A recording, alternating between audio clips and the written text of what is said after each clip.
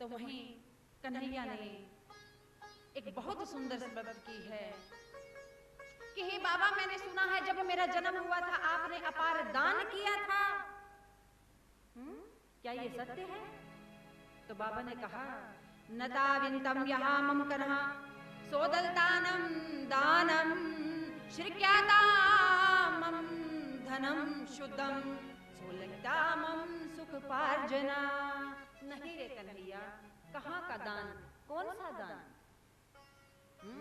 मैंने दान नहीं किया, मैंने तो अपने धन को शुद्ध किया था। कैसे शुद्ध किया था? पालना विद्युदेव कान्हा त्वम रूपम, क्योंकि मैं तेरा पालन पोषण ऐसा करना चाहता था। ओजस्वी पिता विद्युदेव सदा, ओजस्वी पिता विद्युदेव सदा, परिणाम विद्युदेव हृदय सदा, सर्गो हे नमः विश्वदेव हरा। अर्थात हे कान्हा, मैं तुम्हारा पोषण ऐसा करना चाहता था कि तुम ओजस्वी बनो, तुम धर्मात्मा बनो, तुम कीर्तिवान बनो।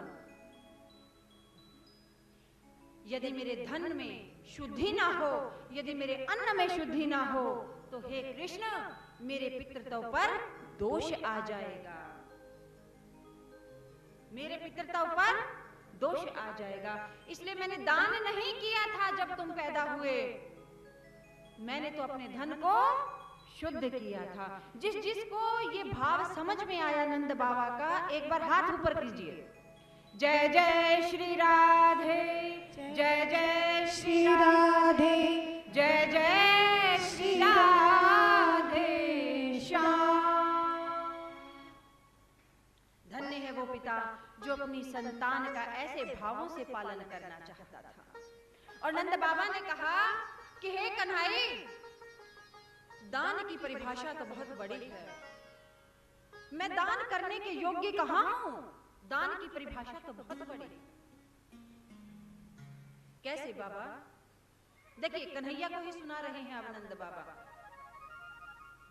हे कृष्ण, दैत्यराज बलि 100 यज्ञ करने का संकल्प ले चुके हैं, 99 यज्ञ कर लिए हैं और 100वां यज्ञ चल रहा है। 100वां यज्ञ चल रहा था उस समय। तो एक संकल्प शुक्राचार्य दैत्यराज बलि से करवा रहे हैं कि हे बलि, तुम संकल्प लो कि 100वें यज्ञ के संपूर्ण होते ही तुम देवताओं पर आक्रमण करोगे और तुम्हारा देवता कुछ भी अहित नहीं कर सकेंगे, तुम देवताओं पर पराजय पाओगे, विजय पाओगे और देवताओं को पराजित करोगे। ऐसा अब दैत्यराज बलि विराजमान है यज्ञमंडल की वेदी पर। शुक्राचार्य जी उन्हें संकल्प करवाने, अभी संकल्प करवाने ही वाले हैं कि देवता पहुंच गए हैं नारायण जी के पास। वेशलतामं त्राहि माम देव विलम, रक्षा सदन रक्षा सदन रक्षा सदन कार्यम। कैसा भी जतन करके हे देव हमारी रक्षा कीजिए। यदि बलि अपने इस यज्ञ में सफल हो गया तो धर्म की हाहाकार हो जाएगी और सृष्टि पर त्राही त्राही होगी। आप कुछ यत्न कीजिए। अब प्रभु ने सोचा कि मैं यज्ञमंडल में बाधा कैसे डाल सकता हूं, क्योंकि यज्ञ तो मेरे ही बनाए सुनना है, मैं यज्ञ में बाधा नहीं डाल सकता। अब नारायण रूप सदंतः वामन विंतम विंतम रूप धरे, शेखा विदा जटा शरणा, हस्तवेलंता मम छत्र धरे, पादुका सर गोहे सदंता तन्न लंगोटी विश्वधरा, वेदलतः मम अलख निरंजन द्वार किया। बलि के द्वार पर जाकर के क्या कहा? अलख निरंजन अलख निरंजन अलख निरंजन, नारायण के नाम का अलख जगा दिया। भिक्षाम देहि भिक्षाम देहि भिक्षाम देहि। वामन का रूप धारण करके, ब्राह्मण का रूप धारण करके वामन अवतार में अब नारायण जो है दैत्यराज बलि के द्वार पर जाकर के अलख जगा रहे हैं और भिक्षा की पुकार कर रहे हैं। हाथ में जल लिए हुए दैत्यराज बलि बैठे हैं संकल्प लेने के लिए, किंतु ब्राह्मण की भिक्षा की आवाज सुन करके हाथ का जल हाथ में रह गया और उसने कहा कि भिक्षुक को बुला कर लेकर आओ।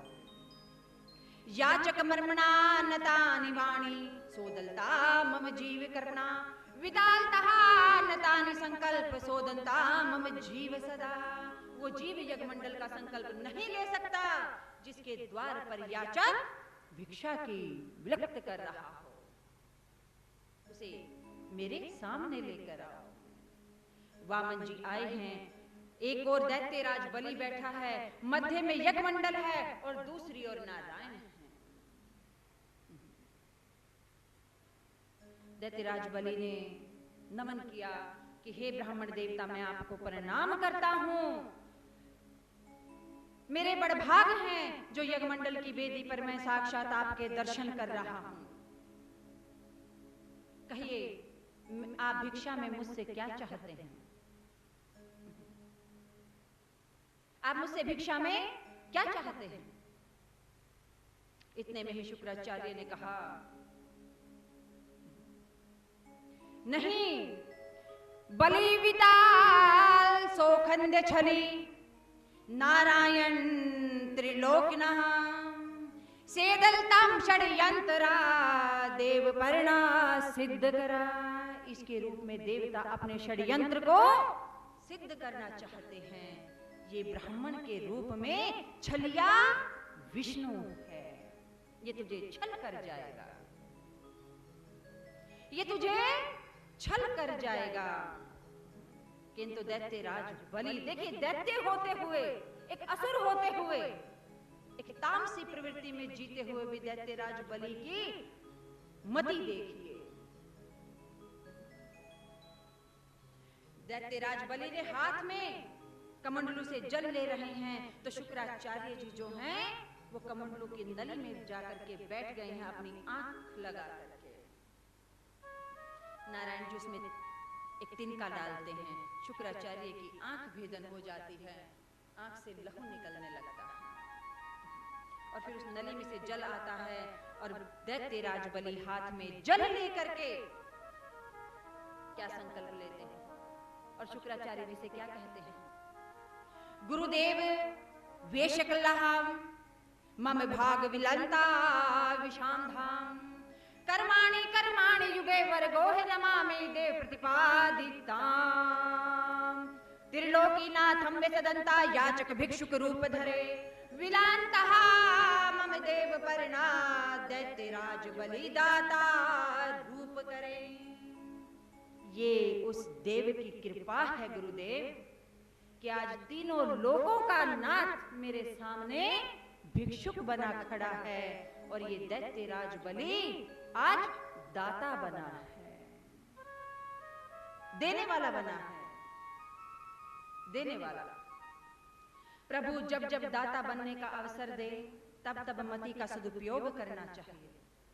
सदुपयोग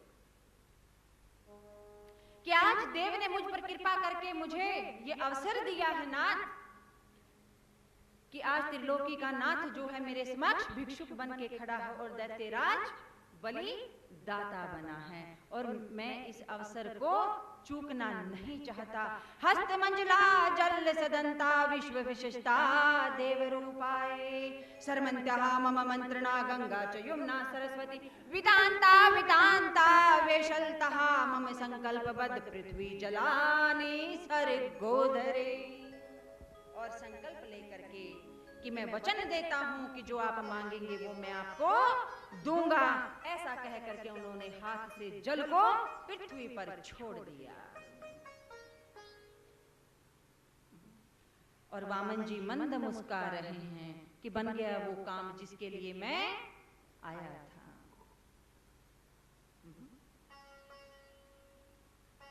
वामन जी ने कहा कि हे बलि, 3 पग भूमि मुझे दो, मैं केवल 3 पग भूमि चाहता हूँ।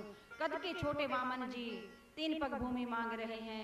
दैत्य राज बलि हंस दिए, कहने लगे दैत्य बलिदानम ब्राह्मणः विरालता अति अल्प सदन, विशालता मम धरा श्रृंखला, दाता दैत्य राज बलि। हे ब्राह्मण, मांगा भी तो क्या, आज देने वाला कोई और नहीं दैत्य राज बलि है, मांग लो जो चाहते हो। वामन ने कहा कि 3 पग भूमि ही पर्याप्त है, 3 पग भूमि ही दे दो। और अब वामन जी धरा को नाप रहे हैं। कैसे नाप रहे हैं? प्रथम पगा विद्यो सृष्टि सदा, द्वितीय पग धरा ब्रह्मांड विलक्त, तृतीय पग किदम विद्यो देव विशाल। बलि तीसरा पग कहाँ रखूं? पहले पग में सृष्टि को नाप दिया, दूसरे में ब्रह्मांड में रख दिया, तीसरा पग कहाँ रखूं बलि? बलि चकरा गया। लेकिन इतने में ही बलि की पत्नी हाथों को जोड़कर सामने आई। बलि की धर्म पत्नी हाथों को जोड़कर सामने आई। जो पति के संग धर्म की राह पर चले और पति को धर्म की राह की ओर अग्रसर करे और पति को पतन से बचाए, वो धर्म पत्नी। बलि की धर्म पत्नी आगे आई और उसने सहज भाव से ब्राह्मण देव को क्या कहा? तन शेखन मात्रे सरलता, विललता धरा प्रतिकारणा, पंचतत्वे देह निर्माणी, आकाश धरा वायु, अग्नि विंदम जल सदंता, वेतल वेतल विशिष्टता। हे नारायण, ये देह मिट्टी की है, ये धराश्रिक रूप है, और आप तीसरा पग हमारे शीश पर धरें और मेरे पति के वचन को पूरा करें। मेरे पति का वचन भंग नहीं होना चाहिए। और इतना कहते ही दैत्य राज बलि सिर को झुकाकर अपनी धर्म पत्नी और पुत्र के साथ बैठे हैं। वामन जी ने अपना 30 पग उनके शीश पर धरते हुए कैसे विराट रूप से अपना एक पग वो दैत्यराज बलि के शीश की ओर लेकर आ रहे हैं। गर्जनावर गम नमामि सरगम विंतम पग सदंता, वेतल वेतल विदंता मम वित्तो देवम देव सदा, सूतल विंदम देव सदंता, धरा श्रृंखल पाताल लोकम। उनके शीश पर पग को धर दिया है और बलि धन्य हो गया है। किंतु इस दृश्य को दैत्य राज बलि की पुत्री खड़ी हुई देख रही थी कि इस ब्राह्मण ने मेरे पिता को छल लिया, इस ब्राह्मण ने मेरे पिता को छल लिया।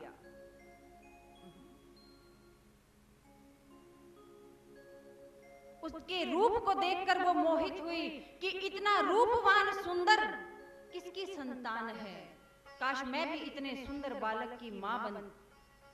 इस भाव में अभी वो बह ही रही थी, किंतु साथ ही उस दृश्य को देखकर उसके अंदर जहर बन गया और उसने कहा कि यदि ऐसा बालक मेरा हो, ऐसा छलिया बालक मेरा हो, तो मैं उसे दूध में विष मिला करके पिला दूं। और वही दैत्यराज बलि की पुत्री आगे चल के पूतना हुई, पूतना हुई। बलि ने किया था, असुर होकर भी दैत्यराज बलि ने किया था, असुर होकर, जिसका दान आज तक स्मरण किया जाता है, आज तक। और दैत्यराज बलि के इस दान देने की सोलंकता से नारायण ने उन्हें क्या कहा कि मैं तुम्हें एक लोक देता हूं पाताल में, हाँ? और मैं तुम्हारे उस लोक का द्वारपाल बनूंगा।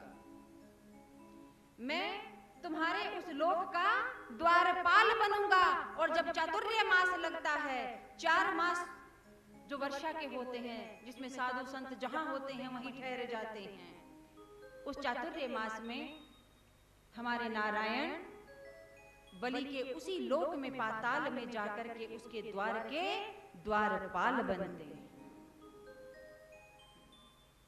ऐसे नारायण हैं।